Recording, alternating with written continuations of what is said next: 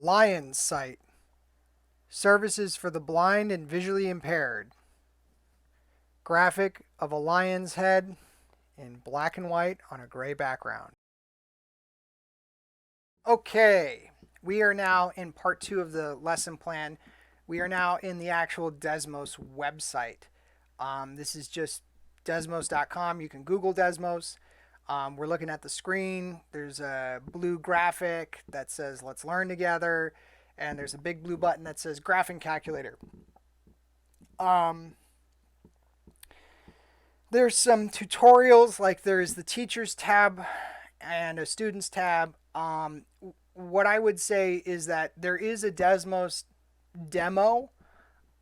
It covers a lot of ground without really explaining in the depth that I think is necessary just what exactly is going on. They kind of jump some steps. So we're going to very quickly look at the accessibility demo.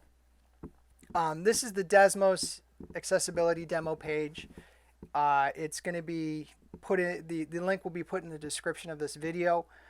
There's a cool little YouTube video that they have. It's like 2 minutes and 54 seconds. Again, I think they kind of jump the gun on this, and they cover a lot of stuff very fast. There's a lot of text on this page. This is a very big document. It looks intimidating. Here's some things that I would say.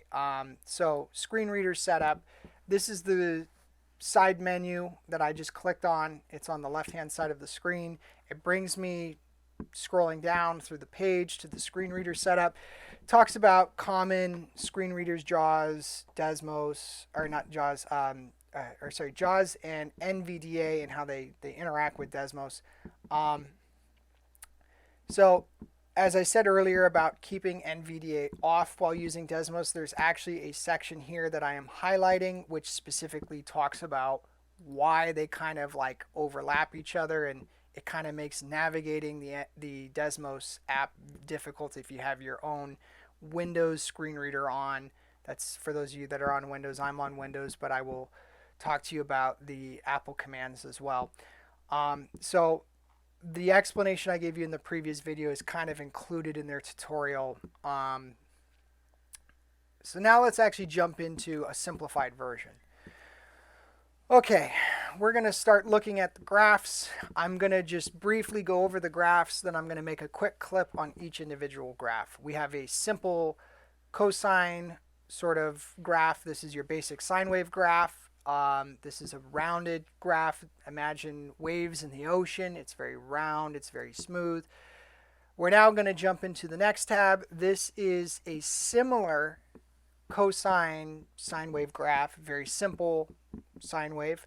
But overlapping it is going to be a parabolic U. This is a parabolic expression. We're going to explain that in its own clip. We now have a square wave on the screen. A square wave looks in the same manner that it sounds. You have a square, which is a 1 by 1 unit. So it's from left to right, over 1, top to bottom, down 1. Now you are at the x-axis. Remember, the x-axis is the horizontal axis of convergence. This is the horizontal net neutral. Then you go down 1 more into the negative of the x-axis, over 1 in the negative x-axis, up 1 in the negative axis, back to the neutral line, which is, again, neutral x-axis. Then you go up 1 into the y-axis, going into the positive of y, over 1 on the x-axis, down 1 on the y, and you are now forming squares. These squares, when stacked on top of each other, almost look like rectangles, but they're squares stacked on top of each other. So when you stack a square next to a square, it looks like a rectangle, but the individual components are squares. So there's a combination of squares and rectangles in this waveform. Finally, we have my favorite, which is the Sawtooth Wave. It looks like it sounds. Think of a vertical bandsaw, spinning bandsaw. It's going to be a triangular shaped wave. The triangular shaped wave is going to have a sharp vertical ascension and then a gradual sloped descension before another sharp sudden vertical ascension and then a gradual sloping descension.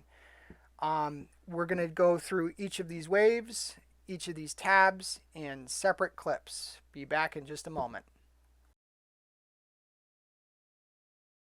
Check the description box for links to Desmos, NVDA, the Arp Odyssey, and my YouTube channel homepage. Regular updates on blind and visually impaired tutorials will be available for all kinds of topics. Thanks for watching.